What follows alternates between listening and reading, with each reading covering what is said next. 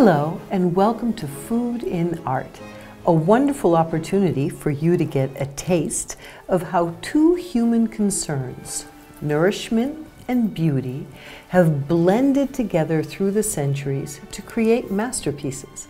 I'm art historian Elizabeth Lev, and I hope that you'll enjoy these bite-sized pieces of fun, facts, faith, and beauty about food.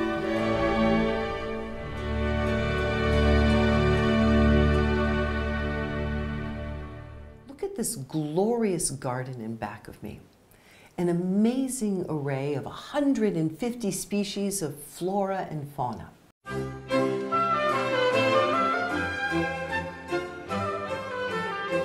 The Garden of Eden, painted by Wenzel Peter in 1820, today is in the Vatican Museum's picture gallery, and it is an amazing rendition of earthly paradise. Wenzel Peter was an Austrian painter who was born in 1745, and he became a specialist in painting particularly animals. The 18th century was an era of natural history, the explorations, the study, the discoveries of the natural world is something that was reflected in his art. When he wanted to produce works that would be more attractive to the Christian world, however, he found out that biblical was probably a more enticing subject matter. And so he produced this amazing Garden of Eden. It is the fruit, literally, of the many, many studies of Wenzel Peter, showing animals and flora that come from one end of the planet to the other. You have everything from the turkey from North America. You have pineapples, the great luxurious fruit. Pineapples were considered a great luxury in this period. And there, right by Adam and Eve, a little pineapple perches between the two of them. You see guinea pigs, recently discovered in Peru, this amazing, remarkable compendium of the natural world, all spread out before you. The only problem with this beautiful image is that Adam and Eve and their story gets a little lost. You can't see the story for the trees, as it were.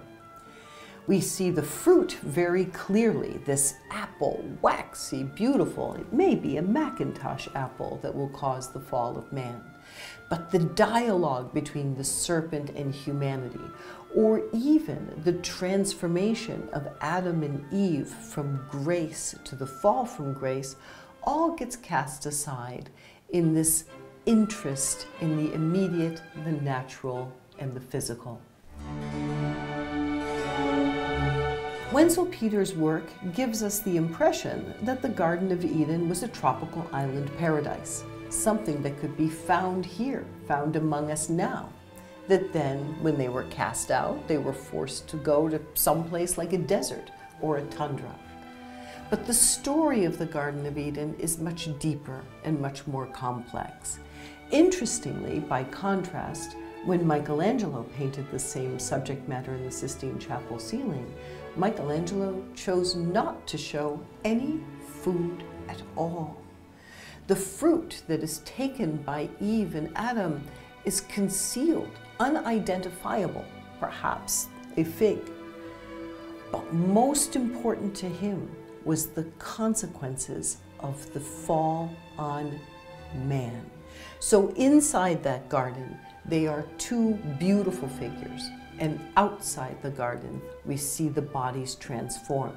Two diametrically opposite ways of looking at the role of abundance, food, nourishment, luxury.